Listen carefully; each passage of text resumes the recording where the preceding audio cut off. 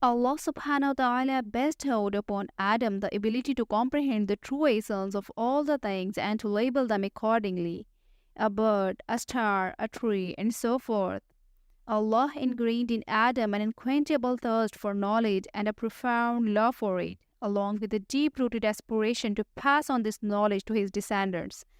This divine purpose was the foundation of his creation and the hidden source of his exaltation. Once Adam had acquired knowledge of the names, properties, and purposes of all things, Allah gathered the angels and presented this wondrous knowledge before them. Allah subhanahu wa ta'ala addressed the angels, saying, "If you are truthful, reveal to me the names of these." Witnessing the vast knowledge and understanding bestowed upon Adam by Allah Almighty, the angels humbly acknowledged their own limitations, the superiority of the human capacity for knowledge and understanding. They said, "We praise you, for our knowledge is limited to what you have graciously bestowed upon us. You are the omniscient, the all-wise." Allah Almighty then addressed Adam, "O Adam, now acquaint them with their names." And when Adam had disclosed their names to them, he proclaimed, "Did I not already inform you that I possess knowledge of the unseen in the heavens and the earth? And I am well aware of what you manifest and what you have been concealing." In the divine realm, Allah wished to reveal to the angels that He was aware of their astonishment and confusion when He informed them about the creation of Adam. He also knew the concealed disobedience and ingratitude of Iblis. The angels recognized that Adam possessed a unique quality and inherent ability to learn, which made him distinct from them. As time passed, Adam often engaged in conversation with the angels, but they were wholly dedicated to worshipping Almighty Allah, leaving Adam feeling a sense of loneliness. In response to his longing for companionship, Allah caused Adam to sleep, and upon awakening, he found a woman beside him, created from one of his ribs. Curiously, he asked her identity, and she responded that she was a woman destined to bring him tranquility. When the angels sought to test his knowledge, they asked her name. Adam replied, "Eve." They asked why she was named so, and he answered, "Because she was created from something living." Allah, in His benevolence, placed Adam and Eve in paradise, granting them abundant blessings while cautioning them not to partake of the fruit of a specific tree. However, over time, the idea of that tree consumed their thoughts, and Iblis seized this opportunity to whisper temptations into their hearts day after day. Regrettably, succumbing to temptation, they made the grave mistake of eating from the forbidden tree, committing the first sin. Instantly, Adam felt the weight of sorrow, shame, and pain in his heart. The once harmonious atmosphere shifted, and the internal peace was shattered. Becoming aware of their nakedness, they hurriedly fashioned covering from tree leaves to conceal themselves. In the aftermath of their transgression, they realized their grave error and sought Allah's forgiveness and guidance. Adam was overwhelmed with sadness, while Eve wept, expressing sincere remorse for their actions. Their hearts heavy with repentance, they turned to Allah subhanahu wa ta'ala, seeking His mercy and forgiveness.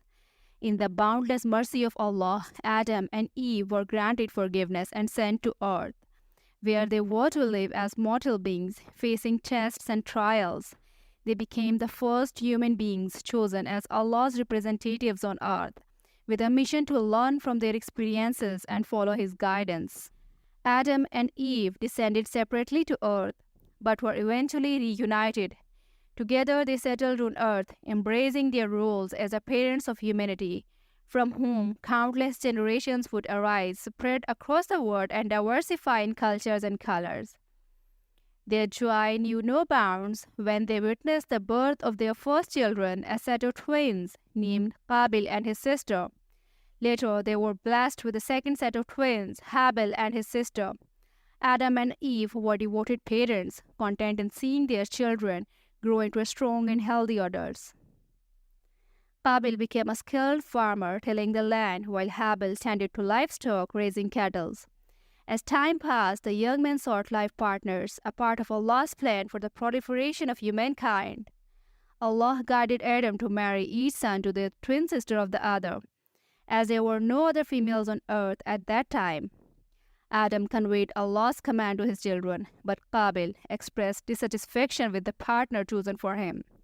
He desired to marry his own sister, leading to a disagreement with the family. To resolve the matter, Adam advised his sons to offer sacrifice to Allah. According to Allah's divine plan, the one whose sacrifice would be accepted would be deemed righteous. The brothers followed their father's instruction, hoping for Allah's acceptance and guidance. Habil offered a righteous sacrifice, selecting the best of his flock with sincere intentions to please Allah. Qabil, however, offered a lesser sacrifice from the produce of his land, which showed less sincerity and effort. Allah accepted Habil's sacrifice because of his piety and sincerity, but rejected Qabil's sacrifice due to the lack of devotion. Out of jealousy and anger, Qabil became filled with hatred toward his brother. Qabil approached Habil and threatened to kill him. Habil, being righteous and concerned for his brother's well-being, advised Qabil to fear Allah and to abstain from committing such a heinous act. However, Qabil did not heed his brother's advice. Tragically, Qabil committed the unthinkable act of murdering his own brother Habil, driven by envy and jealousy. As the weight of his sin and the magnitude of taking a life dawned upon him, remorse and regret consumed Qabil. Not knowing how to deal with the lifeless body of his brother, he carried it on his back, wandering aimlessly in an attempt to hide his heinous deed. In his desperate and guilt-ridden state, Qabil received a profound message from Allah subhanahu wa ta'ala. Two crows engaged in fight, and one killed the other. Afterward, the victorious crow dug a hole and buried the fallen crow, demonstrating the act of burial. Inspired by the divine lesson, Qabil found a suitable spot, dug a hole in the earth, and tenderly buried his dead brother, the first burial of human on this earth. Despite his deep remorse, Qabil knew he could not undo his dreadful actions or bring his brother back to life. Meanwhile, Habil's absence did not escape the notice of their father Adam. He searched earnestly for his beloved son, hoping to find him safe and sound. However, the truth unfolded when he confronted Qabil about Habil's whereabouts. Qabil's insolent reply confirmed Adam's worst fear. Habil was no more. Overwhelmed with grief, Adam was devastated by the loss of one son and the unfathomable actions of the other. Adam, deeply saddened by the loss of his both sons, one was dead and the other was misled by the Iblis. Despite his grief, Adam attended to his worldly responsibilities, working hard to provide for himself and his family. As a prophet, he fulfilled his duty by advising his children and grandchildren, imparting knowledge about Allah and urging them to have faith in Him. Adam shared his personal encounter with Iblis, cautioning his descendants of the devil's deceitful ways.